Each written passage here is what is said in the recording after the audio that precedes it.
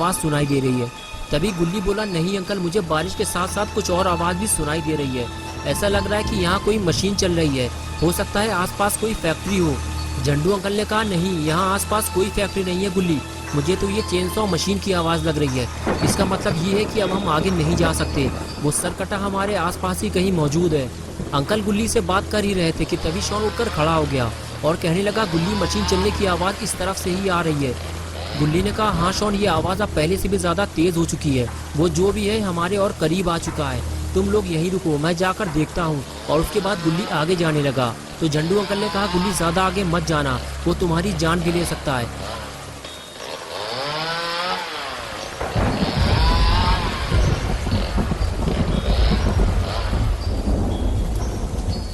अंधेरा होने की वजह से गुल्ली सरकटे को बिल्कुल साफ नहीं देख पाता। वो उसे और पास जाकर देखना चाहता है, इसलिए गुल्ली आगे बढ़ता है। और जब पास जाकर गुल्ली सरकटे को देखता है तो उसकी हालत खराब होने लगती है।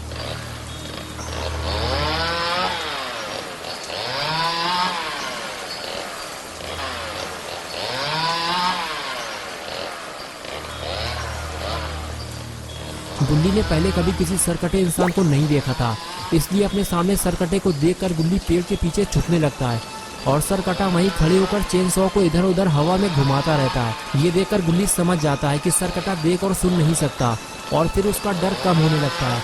गुल्ली उठकर खड़ा होता है और वहां से भागने लगता है।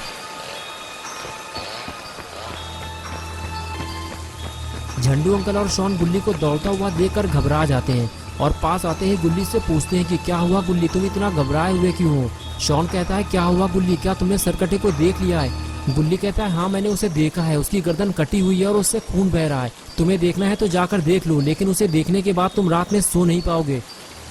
शॉन बोला, गुल्ली, अगर ऐसी बात है तो हमें यहाँ से फौरन निकलना चाहिए, स्कूटर हम बाद में ले लेंगे, हमारे पास टाइम कम है, समझो मेरी बात को।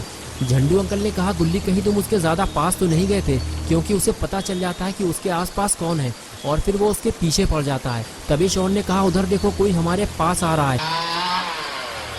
सरकटे को पास आता देखकर झंडू अंकल और शॉन वहां से भागने लगे। दोनों को भागता देखकर गुल्ली भी वहां से भागने लगा और इस तरह तीनों अपनी जान बचाकर वहां से फरार हो गए। तीनों पर सरकटे का ऐसा खौफ सवार था कि वो बिना रुके लगातार भागते रहे। गुल्ली और शॉन को तो कुछ नहीं हुआ, लेकिन झंडू अंकल कुछ देर बाद भागते भागते गिर पड़े। जल्दी से गुल्ली और शॉन ने अंकल को जमीन से उठाया और कुछ देर आराम करने को कहा। गुल्ली बोला, अंकल आप थक चुके हैं, कुछ देर यहाँ रुककर आराम कर लीजिए। शॉन ने कहा, गुल्ली, ज्यादा देर तक यहाँ रुकना भी ठीक नहीं है, वो सरकटा किसी भी वक्त यहाँ पहुँच सकता है। झंडू अंकल ने कहा, शॉन ठीक कह रहा है गुल्ली, तुम लोग मेरे लिए अपनी जान खतरे में मत डालो, जितने जल्दी हो सके इस जंगल से बाहर निकल जाओ। मेरे अंदर अब इतनी ताकत नहीं बची कि मैं और दौड़ सकूं। जाओ, यहाँ से चले जाओ, सरकटे के यहाँ आने से पहले जंगल से बाहर निकल जाओ। शॉन ने कहा, अंकल, मेरे कहने का वो मतलब नहीं था, मैं तो बस ये कहना चाह रहा था कि यहाँ रुके रहने से बेहतर है कि हम धीरे धीरे आगे बढ़ते जाएं, वरना वो सरकटा किसी भी वक्त यहाँ आ सकता है।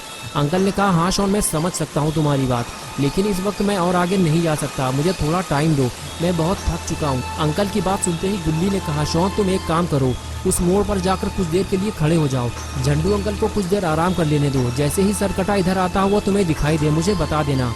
गुल्ली की बात मानते हुए शॉन फौरन उस जगह जाकर खड़ा हो गया जहां गुल्ली ने उसे खड़ा होने के लिए बोला था। लेकिन शॉन को बहुत ज्यादा अलर्ट रहने की जरूरत है, जरा सी लापरवाही तीनों के लिए मुसीबत बन सकती है।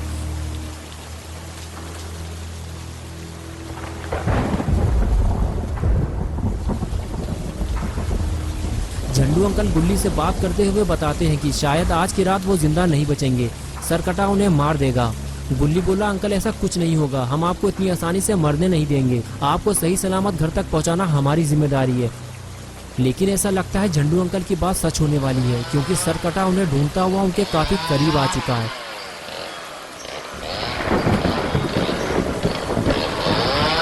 लेकिन शॉन दूर से ही सरकटे को आता हुआ देख लेता है और फौरन गुल्ली के पास जाकर उसे अलर्ट कर देता है।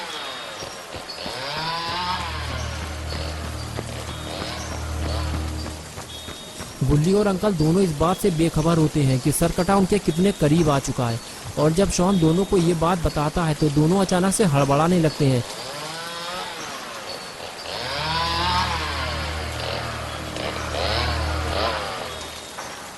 सरकटे के पहुंचने से पहले ही तीनों वहां से फरार हो जाते हैं। गुल्ली और शॉन तो तेज भाग सकते हैं, लेकिन झंडू अंकल ठीक से चल भी नहीं पा रहे। गुल्ली अंकल से तेज चलने के लिए कहता है, लेकिन अंकल ज्यादा तेज नहीं चल सकते। वो नॉर्मल स्पीड से ही चलते रहते हैं और कुछ दूर आगे जाने के बाद उन्हें रुकना पड़ता है क्योंकि वो थक जाते हैं और कुछ देर आराम करने के बाद ही वो आगे जा सकते हैं। लेकिन जैसे ही उन्हें सरकटे के करीब आने का पता चलता है, वो अपनी थकान भूल जाते हैं और दौड़ लगा देते हैं।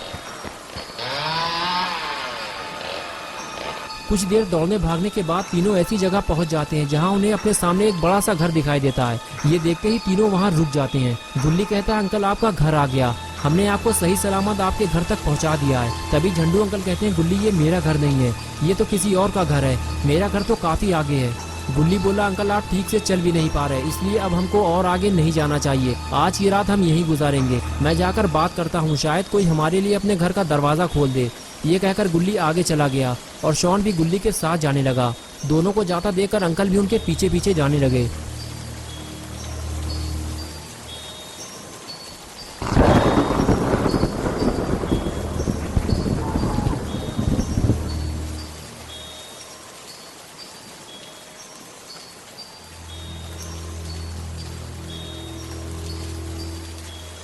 घर के दरवाजे पे पहुंचते ही गुल्ली ने दरवाजे पर नॉक किया, लेकिन जब बार बार दरवाजा खटखटाने के बाद भी किसी ने दरवाजा नहीं खोला तो गुल्ली समझ गया कि घर में कोई नहीं है।